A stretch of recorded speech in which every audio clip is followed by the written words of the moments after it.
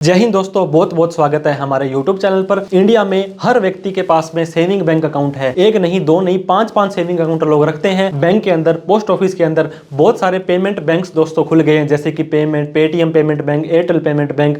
तो लोग दोस्तों अनाप शनाप ट्रांजेक्शन करते हैं और हिचकिचाते नहीं है। इनकम टैक्स और जीएसटी डिपार्टमेंट से भी बिल्कुल नहीं डरते हैं। इस वीडियो के अंदर हम डिस्कस करने वाले हैं, अगर आपके पास भी सेविंग बैंक अकाउंट है तो दोस्तों 2025 नया साल स्टार्ट हो चुका है। नए साल के अंदर क्या नई लिमिट आपको मिलने वाली है, कितनी लिमिट के बाद ही आपको अपना इनकम टैक्स की रिटर्न भरनी है, आपको टैक्स भरना है, कब इनकम टैक्स डिपार्टमेंट आपको नोटिस भेज सकता है, आप अपने कितने बैंक अकाउंट रख सकते हैं।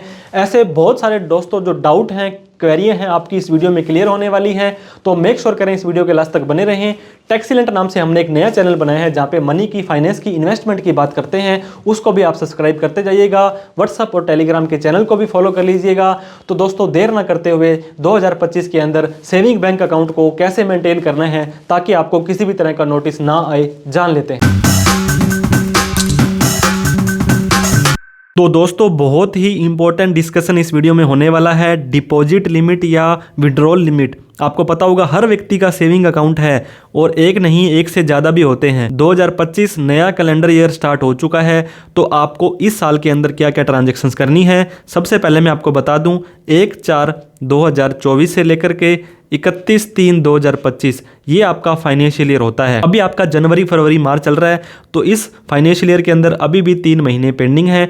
इनकम टैक्स डिपार्टमेंट वाले हमेशा ही फाइनेंशियल ईयर के हिसाब से चलते हैं, ये कैलेंडर ईयर के हिसाब से नहीं चलते हैं। तो इस चीज़ का आपको मेक श्योर करना है। 1 अप्रैल को इनका साल स्टार्ट होता है और 31 मार्च को इनका साल खत्म होता है। इस वीडियो में हम क्या क्या चीज़ें डिस्कस करेंगे। How many bank account a person can open, एक व्यक्ति कितने अकाउंट अपने रख सकता है, कैश डिपॉजिट कितना कर सकता है और कैश में कितना पैसा अपने अकाउंट से निकाल सकता है। इसके अलावा जो मेन पॉइंट है इस वीडियो का, online UPI, NEFT, RTGS, internet banking, इनसे कितने रुपए का लेन देन आप कर सकते हैं, मैक्सिमम अपने बैंक अकाउंट में कितना पैसा रख सकते हैं, क्या आपको लेन देन आपने एक्स्ट्रा कर लिया है तो नोटिस जो आना है इनकम टैक्स डिपार्टमेंट से, ये नोटिस आपको कब तक और कैसे भेजा जा सकता है, और आप इन सब से कैसे बच सकते हैं, क्या सोल्यूशंस है, क्या रेमेडी है, इन सब चीज़ों के बारे में हम डिस्कस करने वाले हैं। सबसे पहला सवाल दोस्तों आपका आता है कि कितने बैंक अकाउंट आप खोल सकते हैं। दोस्तों ये आपका अधिकार है। इंडिया के अंदर अगर मान लीजिए 50 बैंक हैं तो 50 के 50 के अंदर आप अपना अकाउंट खोल सकते हैं।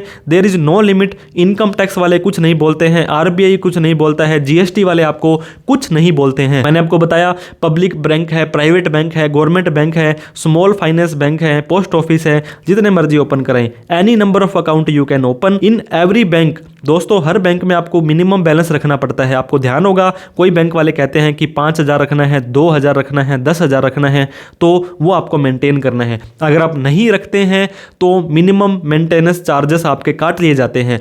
एसएमएस चार्जेस 3-3 महीने में, आपको 6-6 महीने में ये चार्ज काटे जाते हैं। दोस्तों ये 100, 150, 200, 300 रुपए तक हो सकते हैं। अगर आपने हर बैंक में खाता खुलाया है और यूपीआई से लेन देन करना चाहते हैं तो बिना एटीएम के आप उसको नहीं चला पाएंगे। तो एटीएम जैसे ही जारी करवाएंगे तो एटीएम के एनुअल चार्ज आपके होते हैं।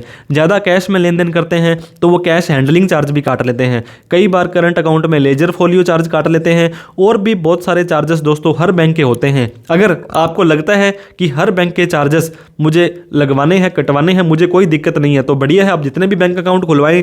Otherwise keep limited number of bank account. आपकी सुविधा के लिए एक गवर्नमेंट बैंक में, एक प्राइवेट बैंक में आप खाता खुलवा सकते हैं, या जिस भी तरह से एक ऑनलाइन और एक ऑफलाइन खुलवा सकते हैं, लेकिन कम से कम 2 बैंक अकाउंट तो आपके होने ही चाहिए। ये क्यों होने चाहिए इसके ऊपर हमने ऑलरेडी एक डिटेल में वीडियो बना रखी है, उसको भी आप प्लीज रेफर करें। लेकिन यहां पर एक चीज और आपको ध्यान देनी पड़ेगी दोस्तों। पैन कार्ड आपने सुना होगा, परमानेंट अकाउंट नंबर होता है, ये इनकम टैक्स का एक बहुत बड़ा हथियार है। और जब भी आप बैंक में अकाउंट खुलवाने जाएंगे तो आपसे पैन नंबर मांगा जाता है। अगर आप पैन नंबर नहीं दे पा रहे हैं तो आपको दोस्तों वहां पे क्या देना पड़ेगा, अपना आधार नंबर देना पड़ेगा, और आधार पैन से ऑलरेडी लिंक होता है। तो आप ये मत सोचिएगा कि अगर आप 1 बैंक, 2 बैंक, 3 बैंक में अलग अलग खाते खुलवा लेंगे तो इनकम टैक्स डिपार्टमेंट को सूचना नहीं जाएगी। तो इस चीज का मेक श्योर करें, चाहे आपका 1 अकाउंट हो, चाहे 10 अकाउंट हो, इनकम टैक्स की नजर में वो एक ही अकाउंट माना जाएगा। अब दोस्तों कैश डिपॉजिट की लिमिट। कैश हर घर में आपको पता यूज होता है। 8 साल का बच्चा हो या 60 साल के बुजुर्ग हो, कोई भी प्रॉपर्टी खरीदनी हो, किसी भी तरह का लेन देन है, टैक्स बचाना हो, आपने 2 नंबर का कोई काम करना हो तो कैश का ही लेन देन किया जाता है। A single transaction can be traced by income tax department. दोस्तों अब एक एग्जांपल मैं देना चाहता हूं। आपके पास में मान लीजिए 1 करोड़ रुपए कैश पड़ा था और आपने किसी व्यक्ति को 1 करोड़ रुपए लोन दे दिया, उधारे दे दिए, घर पे जाकर के कैश पकड़ा दिया, तो ना तो यहाँ पे आपका पैन कार्ड आया, ना ही आपका बैंक अकाउंट आया। इनकम टैक्स डिपार्टमेंट को डायरेक्टली इसकी कोई भी सूचना नहीं जाती है। सूचना कब जाएगी? जब आप चल करके आप वहां पे परेशानी लेंगे अपनी। क्यों लेंगे? आप बैंक में जाएंगे और उनको जाकर के 1 करोड़ रुपए, 20 लाख, 50 लाख रुपए नगद जमा करने के लिए दे देंगे। तो क्या होगा आपको पता, मैंने बताया कि पैन कार्ड आपका वहां पे जुड़ा हुआ है, पैन कार्ड नहीं है तो आधार कार्ड तो आपका जुड़ा ही हुआ है। और इंडिया के अंदर 144 करोड़ जनसंख्या है, हर व्यक्ति का अपना अपना सेविंग अकाउंट है। 1 अकाउंट, 2 अकाउंट, 3 अकाउंट, 10-10 अकाउंट लोग रखते हैं और कम से कम 1 अकाउंट तो हर व्यक्ति का है ही है। Some people keep more than 1 account, जैसे मैंने बता दिया आपको, पोस्ट ऑफिस में, पेमेंट्स बैंक में। So it is not possible to keep eye all of them. दोस्तों आपने 1 लाख रुपए अपने खाते में जमा करवाया, आपकी वाइफ के नाम, आपकी मदर के नाम, आपके फादर के नाम, तो क्या इनकम टैक्स डिपार्टमेंट इस 1 लाख को भी पकड़ेगा? नहीं पकड़ेगा, क्योंकि इतना सारा लेन देन, इतना सारा लोड होता है। पूरे के पूरे डिस्ट्रिक्ट में 1, 2, 3 ऑफिसर होते हैं इनकम टैक्स के, ITO।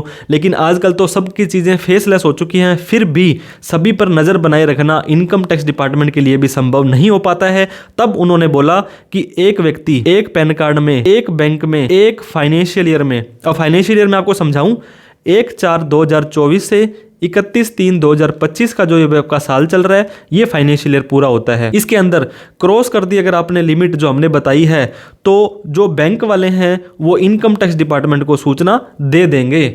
यहाँ पे आपको चीज़ को समझना है दोस्तों कि अगर आप कैश के अंदर पैसे जमा कराते हैं, कितने कराते हैं वो भी मैं आपको बता देता हूं। सो गवर्नमेंट ने एक लिमिट डिसाइन कर दी है कि हम उन्हीं अकाउंट को चेक करेंगे, देखेंगे कि जो व्यक्ति सेविंग अकाउंट के अंदर कैश डिपॉजिट कराता है 10 लाख या उससे ज़्यादा का, एक बार में या पूरे के पूरे फाइनेंशियल ईयर के अंदर। दोस्तों वीडियो यहीं पे ख़त्म नहीं हुई है, अभी आपको ऑनलाइन क्या रेमेडीज़ करनी है, बहुत सारी चीज़ें पता लगने वाली है। इन एक बैंक के अंदर जितने भी उसके प्रोडक्ट हैं, सेविंग अकाउंट है, लोन अकाउंट है, सैलरी अकाउंट है, उन सबको मिला करके अगर आप 10 लाख से ज़्यादा का नगद जमा करवा देते हो तो दोस्तों उस बैंक वाले की जिम्मेदारी है कि वो इनकम टैक्स डिपार्टमेंट को सूचना दे।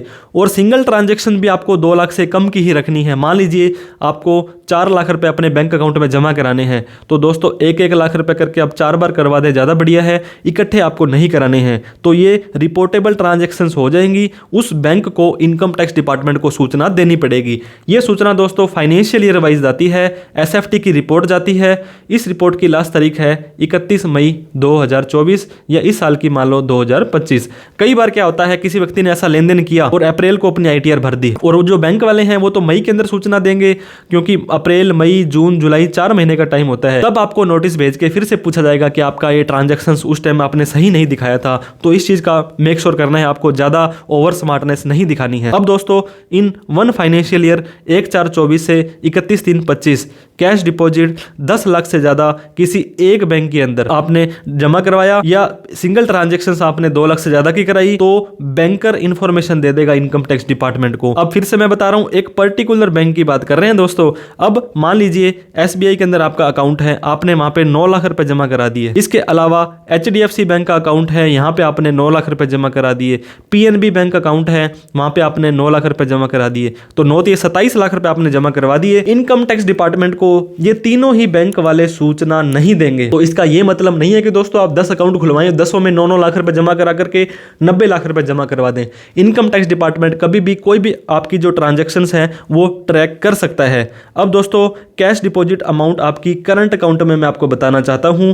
करंट अकाउंट आपको पता होगा किसका होता है, नॉर्मल व्यक्ति करंट अकाउंट नहीं खुलवाता है, ये बिजनेसमैन खुलवाते हैं जो कोई सेल कर रहे हैं या सर्विस कर रहे हैं। अगर आप सेल कर रहे हो तो आपको पता होगा 40 लाख से ज़्यादा GST लेना पड़ेगा, और सर्विस कर रहे हो तो 20 लाख से ज़्यादा GST लेना पड़ेगा। ये अलग लिमिट थी। लेकिन अगर आप कैश जमा कराते हो 50 लाख या उससे ज़्यादा का, चाहे एक बार में कराओ चाहे पूरे फाइनेंशियल ईयर में कराओ, तब ये रिपोर्ट बैंक वाले इनकम टैक्स डिपार्टमेंट डिपार्टमेंट को दे देंगे। अगर मान लीजिए दोस्तों आपने करंट अकाउंट में 49 लाख रुपए जमा करवाया तो ये सूचना इनकम टैक्स को जाएगी? जी नहीं जाएगी। क्यों नहीं जाएगी? क्योंकि करंट अकाउंट है और 50 लाख से कम है। लेकिन बाकी सारी चीजें आपको ध्यान देनी है, इसके अकॉर्डिंग ITR भरनी है, GST लेना था या नहीं लेना था वो आपको ध्यान देना है। अब कैश जमा के बाद कैश विड्रॉल की लिमिट भी आपको पता होनी बहुत जरूरी है। दोस्तों दोनों ही चीजों को डिपार्टमेंट बड़ा ही स्ट्रिक्टली और सख्ताई से लेता है। सारे के सारे रूल सेम हैं, चाहे आप कैश जमा करवाओ चाहे कैश निकालो। 10 लाख से ज़्यादा का कैश एक सेविंग अकाउंट में एक फाइनेंशियल ईयर में आप अगर निकाल लेते हैं तो ये सूचना इनकम टैक्स डिपार्टमेंट को चली जाएगी, इस व्यक्ति ने 10 लाख से ज़्यादा का नगद निकाला है। करंट अकाउंट के अंदर 50 लाख रुपए है। दोस्तों इनकम टैक्स का सेक्शन 194N मैं आपको यहाँ पे ब्रीफ के अंदर बताना चाहता हूँ। एक व्यक्ति जिसने लास्ट 3 ईयर की ITR नहीं भरी है और वो व्यक्ति 20 लाख से ज़्यादा का नगद निकालता है एक बैंक से, तो 20 लाख से ऊपर वाली अमाउंट पर 2% TDS काट लिया जाएगा। मान लीजिए आपने 25 लाख रुपए बैंक से नगद निकाल लिए एक साल के अंदर, तो ये 10 लाख से ज़्यादा हो गए। सूचना तो वैसे भी जाएगी, लेकिन दूसरी लिमिट और बता रहा हूँ मैं, उसके अंदर अगर आप 25 लाख से ऊपर जो 5 लाख रुपए निकाले, इसके ऊपर आपका 2% यानी कि 10,000 रुपये TDS आपका काट लिया जाएगा। इनकम टैक्स डिपार्टमेंट को बता दिया जाएगा कि इस व्यक्ति ने 25 लाख रुपए हमसे नगद निकाला है।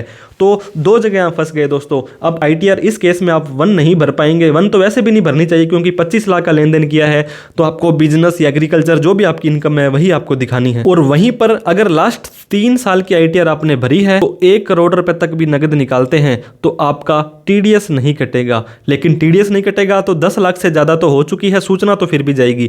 1 करोड़ से ऊपर आप कैश निकालते हैं तो ऊपर वाली अमाउंट पर 2% TDS कटेगा। और करंट अकाउंट में 50 लाख से ज़्यादा का नगद निकालते हो तो ये सूचना इनकम टैक्स डिपार्टमेंट को चली जाने वाली है। अब दोस्तों कैश डिपॉजिट या विड्रॉल का नोटिस कब आ सकता है, कैसे आ सकता है? अगर आपने क्रॉस कर दी है लिमिट जो कि कैश की थी, सेविंग में 10 लाख रुपए, करंट में 50 लाख रुपए।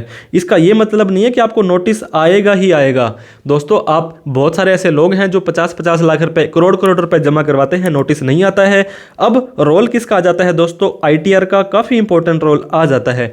ITR यानी कि इनकम टैक्स रिटर्न, ऐसी रिटर्न जिसके अंदर आप अपनी इनकम बताते हो गवर्नमेंट को। अगर आपने ITR भरी है और उसके अकॉर्डिंग भरी है, मतलब आपने सेल दिखाई है, सर्विस दिखाई है या जो भी ट्रांजैक्शंस किया है। अब मैं आपको एग्जांपल देना चाहता हूं, आपने 11 लाख रुपए कैश जमा करवाया था और आपने अपने बिजनेस की ITR 4 भर दी है और इस 4 के अंदर आपने 15 लाख रुपए सेल दिखा दी है। तो इनकम टैक्स डिपार्टमेंट आपको परेशान क्यों करेगा? क्योंकि उनको पता है इस व्यक्ति ने 11 लाख तो जमा कराए हैं लेकिन 15 लाख की सेल भी दिखा दी है और कैश के ट्रांजेक्शन्स को जस्टिफाई कर दिया है। तो कोई दिक्कत परेशानी टेंशन वाली बात नहीं है। मैं फिर से आपको बताता हूं दोस्तों, वीडियो डराने के लिए आपको नहीं बनाते हैं, आपको रूल का पता होना जरूरी है। अगर आप एक रूल के हिसाब से चल रहे हो तो कोई आपको परेशान नहीं कर सकता है। ITR तो आपने भरी है लेकिन उसके हिसाब से नहीं भरी। मैंने आपको बताया ITR 1 भर दी आपने, मान लीजिए 15 लाख का तो आपने कैश जमा कराया है और आपने इनकम फ्रॉम अदर सोर्स में मान लीजिए 1 लाख 2 लाख की इनकम दिखा दी, तो ये थोड़ा सा कई बार जस्टिफाई नहीं हो पाता है। तो डिपार्टमेंट आपसे पूछ सकता है कि आपने ये जो कैश जमा कराया था ये आपने ढंग से नहीं ITR में दिखाया है। अगर आप उसको बता देते हैं कि ये मेरी सेल थी, ये मेरी परचेज थी, मुझे तो नेट प्रॉफिट इतना निकला और मैंने गलती से ये ITR भर दी, तो आपको छोड़ दिया जाएगा। आप उसको जस्टिफाई नहीं कर पाते हो तो दोस्तों आपको इंटरेस्ट टैक्स पेनल्टी, उस सारी की सारी अमाउंट को आपकी इनकम मान लिया जाएगा। करेक्ट ITR का फॉर्म भरना है, करेक्ट हेड में उसको दिखानी है ताकि आपको इन फ्यूचर में कोई भी दिक्कत ना आए। अब दोस्तों आपने ITR भरी ही नहीं, ITR नॉट फाइल्ड, तो नॉन फाइलिंग का नोटिस आपको 101% आने वाला है। और डिपार्टमेंट आपसे पहले तो ये पूछेगा कि आपने ITR क्यों नहीं भरी भाई साहब, आपने इतना लेन देन कर लिया और ITR क्यों नहीं भरी। फिर आपसे पूछेंगे कि आप सोर्स बताएं, आपके पास जो ये कैश आया था ये पैसा आपने कहां से लेकर के आए थे। दोस्तों कैश के ऊपर ऑलरेडी बहुत सारे स्ट्रिक्ट रूल हैं। 20,000 से ज़्यादा आप किसी से लोन नहीं ले सकते हैं, 2 लाख से ज़्यादा किसी ट्रांजेक्शन्स का वैसे आप नहीं ले सकते हैं। और आपके पास फिर भी प्रूफ है कि आपके घर में पड़ा था, आपकी पुरानी कैपिटल है, आपके पास इतना कैश इन हैंड था, कोई टेंशन वाली बात नहीं है। अगर आप नहीं बता पाते हो कि मेरे पास 15 लाख 20 लाख 50 लाख कैश कहाँ से आया था, तो दोस्तों अनडिस्क्लोज्ड कैश है वो आपकी कैश क्रेडिट, वो इनकम मान लेंगे आपकी इन्वेस्टमेंट मान करके, उसके ऊपर भी इंटरेस्ट टैक्स पेनल्टी लगाई जा सकती है। कई बार तो जितनी अमाउंट होती है उससे ज़्यादा का आपका टैक्स बन जाता है। बहुत सारे केस में दोस्तों एक व्यक्ति था 12 लाख रुपए का कैश जमा कराया था, 19 लाख रुपए की उसकी डिमांड निकाल दी, क्योंकि ब्याज वगैरह बहुत तरह के ये इंटरेस्ट पेनल्टी वगैरह लगाते हैं। तो मेक श्योर करें आप अननेसेसरी ट्रांजेक्शंस करने से बचें। ये एग्जांपल मैं आपको दिखाना चाहता हूं दोस्तों। इन्होंने असेसमेंट ईयर 2021 के लिए बोला you have not filed your income tax return. ये बोलते हैं कि आपने ITR नहीं भरी है और RMS नॉन फाइलिंग का इनका कोई पोर्टल है, उसमें आपका केस सेलेक्ट हुआ है। अब ये बोलते हैं इन्फॉर्मेशन हमें आई है, कैश डिपॉजिट किया आपने बैंक अकाउंट में, इसके बाद में दोस्तों कितना कैश जमा कराया, ये देखिए 17 लाख, 11 लाख, 43 लाख, 93 लाख का कैश इस व्यक्ति ने जमा करा दिया, इस बैंक के अंदर जमा कराया है। तो इस बैंक ने सूचना दे दी कि आपने इतना लेन देन किया है। और इन्होंने देखो पहला सवाल ही क्या किया दोस्तों, you have not filed your income tax return. अगर आप ITR भरते हैं तो 90% तो आपके रोग वहीं पर ही कट जाते हैं, क्योंकि आपने गवर्नमेंट को बता दिया कि मेरी इनकम हो रही है, मेरी ट्रांजेक्शन्स हो रही है, तो आप उसको जस्टिफाई करते हैं। इसके अलावा ये फाइनेंशियल ईयर के हिसाब से AIR CIB ये कोड होते हैं। 10 लाख से ज़्यादा का कैश जमा कराया सेविंग अकाउंट के अंदर और डिपॉजिट इन कैश 2 लाख से ज़्यादा इन बैंकिंग कंपनी। तो ये देखिए दोनों ही ट्रांजैक्शंस को मैंने एक नोटिस के माध्यम से समझाया। 10 लाख से ज़्यादा एक साल में और 2 लाख से ज़्यादा एक बार में आपको जमा नहीं करवाना है। ये तो बात होगी दोस्तों कैश की। अब हर एक व्यक्ति जो UPI का यूज़ करता है, आपने 10 रुपये के गोलगप्पे खाने हैं तो भी भाई साहब से पूछते हैं भैया आपका बारकोड कहाँ है। NEFT, RTGS, limit, internet banking और भी बहुत सारे वॉलेट वगैरह के माध्यम से आजकल लेन देन करते हैं। As of now only cash transaction is reportable. इसका क्या मतलब हुआ दोस्तों, अगर आप कैश के अंदर 10 लाख से ज़्यादा का नगद निकालते या जमा कराते हो तो इनकम टैक्स में वो बैंक वाले सूचना दे देंगे। आपने देखा होगा कोई ऐसा व्यक्ति है जो UPI का धड़ल्ले से उपयोग कर रहा है, 50 लाख रुपए, 80 लाख रुपए, 1 करोड़ रुपए का लेन देन करता है, इनकम टैक्स डिपार्टमेंट को सूचना नहीं जाती है। दोस्तों online NEFT, UPI, RTGS, net banking amount received होती है, कोई रिपोर्ट नहीं जाती है इनकम टैक्स डिपार्टमेंट को। लेकिन इसका यह मतलब नहीं है कि आप कितना भी लेन देन करते रहें। अगर आपका एक बार कोई केस सेलेक्ट हो जाता है, नोटिस आता है, तो सारी की सारी क्रेडिट का आपको जवाब देना पड़ेगा, क्योंकि आपकी सबसे पहला काम बैंक स्टेटमेंट मांगी जाती है और अमाउंट और सोर्स अगर आप नहीं बता पाते हैं तो सारी की सारी अमाउंट को आपकी इनकम मान लिया जाएगा। अब मैं एक एग्जाम्पल के माध्यम से समझाना चाहूँगा दोस्तों। 11 लाख रुपए तो आपने कैश जमा करा दिया और 50 लाख रुपए मान लीजिए आपने UPI से ले लिया, तो टोटल आपका 61 लाख रुपए हो गया। तो इस केस में क्या इनकम टैक्स को तो सूचना चली जाएगी कि आपने कैश जमा कराया है, लेकिन जब आपसे नोटिस में पूछा जाएगा तो आपसे 61 लाख रुपए का ही लेन देन पूछा जाएगा। अब मान लीजिए आपने कैश में कराया 9 लाख रुपए का और UPI आपने कर दिया 50 लाख रुपए का, तो आपकी कैश की लिमिट क्रॉस नहीं हुई, इनकम टैक्स को सूचना नहीं जाएगी तो आपसे 50 लाख का भी नहीं पूछा जाएगा। लेकिन मैं फिर बता रहा हूं आपको, इसका यह मतलब नहीं है कि आप अनाप शनाप लेन देन करते रहें। जितना भी लेन देन करें, अगर उसका आपके पास रिकॉर्ड है तो बहुत बढ़िया बात है। जैसे मैंने आपको GST का बताया था, पूरे साल के अंदर अगर 40 लाख से ज़्यादा की आपकी सेल हो जाती है, कुछ छोटे छोटे स्टेट्स में 40 की जगह 20 लाख है। अगर आप एक सर्विस प्रोवाइडर हैं और आपकी सर्विस क्रॉस हो जाती है 20 लाख रुपए, बहुत सारे स्टेट में ये 10 लाख है, सेल प्लस सर्विस दोनों मिलाकर के 20 लाख, छोटे कुछ स्टेट में 10 लाख रुपए है, तो आपको GST नंबर भी लेना पड़ जाएगा। जितने भी लेन देन कर रहे हो उसको अगर आप सेल दिखाते हो तो उस पर आपको GST भी भरना पड़ सकता है। कैश ट्रांजैक्शंस इन GST, आपने GST नंबर ले लिया दोस्तों, तो आपको पता होगा आप कैश ले सकते हैं 2 लाख रुपए तक। मैंने आपको पहले भी बताया था पर ट्रांजैक्शन पर पर्सन का ले सकते हैं। मान लीजिए 1,90,000 रुपए का बिल आप काटते हो, 1 लोगों को काटे, 10 लोगों को काटे, 50 लोगों को काटे, कोई दिक्कत वाली बात नहीं है। क्यों नहीं है? क्योंकि आप GST की रिटर्न भर रहे हो और उस पे जो भी GST बनता था वो पे कर रहे हो। लेकिन बहुत सारे ऐसे लोग हैं जो GST नंबर नहीं लेते हैं और अनाप शनाप लेन देन करते हैं। उनको मैं दोस्तों आपको यही रिकमेंड करूंगा, अननेसेसरी ट्रांजैक्शंस आपको नहीं करने हैं। मैक्सिमम अकाउंट आप अपने बैलेंस में कितना रख सकते हैं दोस्तों, अपने बैंक अकाउंट में कितना पैसा रख सकते हैं, ये भी मैं आपको क्लियर कर दूं। इनकम टैक्स में, GST में, RBI में कोई लिमिट नहीं है दोस्तों। जब भी आप बैंक में पैसा जमा कराने जाएंगे, 1 लाख कराएं, 10 लाख कराएं या 1 करोड़ कराएं, बैंक वाला आपसे नहीं पूछेगा कि ये पैसा आपके पास कहाँ से आया था। और कैश जमा कराते हैं तो ये सूचना इनकम टैक्स को दे देंगे, लेकिन बैलेंस आपका जस्टिफाई होना चाहिए आपकी इनकम के हिसाब से। अब दोस्तों मान लीजिए एवरी ईयर सेविंग आप अपने अकाउंट में ऐड कर रहे हैं, तो आप चाहे 50 लाख कराएं चाहे 1 करोड़ कराएं। अब मान लीजिए मैं एग्जांपल देता हूं कि अब तो 7 लाख रुपए टैक्स फ्री है, इससे पहले 5 लाख रुपए टैक्स फ्री थी। अब पिछले आप 10 सालों से अपनी ITR भर रहे हैं 5-5 लाख रुपए की और 4-4 लाख रुपए अपने बैंक अकाउंट में जमा भी करा रहे हैं, तो 4-4 करके आपने 10 सालों में 40 लाख रुपए जमा करा दिया, तो इसका आपके पास एक प्रॉपर सोर्स है, जस्टिफिकेशन है कि ये पैसा मैं अपनी कमाई से कर रहा हूं। तो अगर आप ITR 3 भरते हैं तो अपना बैंक अकाउंट शो करें, इसके साथ में ही बैलेंस शीट प्रॉपर से बनाएं। अगर आपने ITR नहीं भरी है तो आप रिस्क मत लें दोस्तों, क्योंकि AIS TIS के अंदर जो रिपोर्टेबल ट्रांजैक्शंस मैंने बताई थी 75 से ज़्यादा होती है, वहाँ पे बैंक का क्लोजिंग बैलेंस नाम से भी एक ट्रांजैक्शन शो होती है कि आपके अकाउंट में इतना पैसा पड़ा है। हालांकि अभी तक प्रैक्टिकली ऐसा कुछ शो नहीं हुआ है।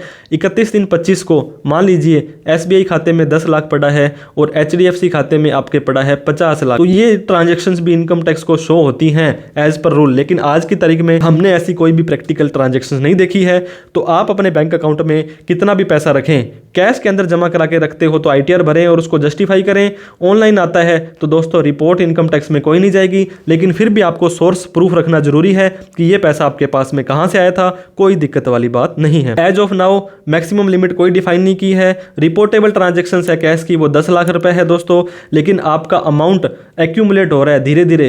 जेन्युइन सोर्स है आपके, मान लीजिए आपने कोई माल बेचा, आपने कोई सर्विस दी, आपको किसी पिताजी ने गिफ्ट दिया, आपने कहीं से लोन लिया है। अब मान लीजिए बहुत सारे ऐसे व्यक्ति होते हैं जो पर्सनल लोन ले लेते हैं। मान लीजिए एक व्यक्ति ने 10 लाख का पर्सनल लोन लिया और उसके अकाउंट में आ गया, तो ये इसकी इनकम थोड़ी ना है, ये तो इसने लोन लिया है। तो every year tax free amount accumulate कर सकते हैं। अब 7 लाख रुपए है, अब 7 लाख रुपए बैंक में जमा करवा दो, 6,90,000 रुपए, तो कोई दिक्कत नहीं है। लेकिन 3 लाख से आपकी इनकम ज़्यादा है तो ITR आप जरूर भरें, ताकि वो कैपिटल आपकी एक नंबर में पैसा पूंजी आपकी बन जाए। अब दोस्तों कब तक ये नोटिस आ सकता है, तो मैं आपको बताना चाह रहा था SFT ट्रांजेक्शंस जो होते हैं, notice can come 3 year from the end of the relevant assessment year. अब मैं आपको फिर से बताना चाहता हूं दोस्तों, फाइनेंशियल ईयर 24-25 का असेसमेंट ईयर तो हो जाएगा 25-26, और 26 के 3 साल तक 27, 28, 29, 31 तक आपको नोटिस आ सकता है अगर आपने लेन देन किया 50 लाख या उससे कम का। लेकिन करंटली तो ASTS में सारे के सारे ट्रांजेक्शन्स आ जाते हैं और डिपार्टमेंट भी आपको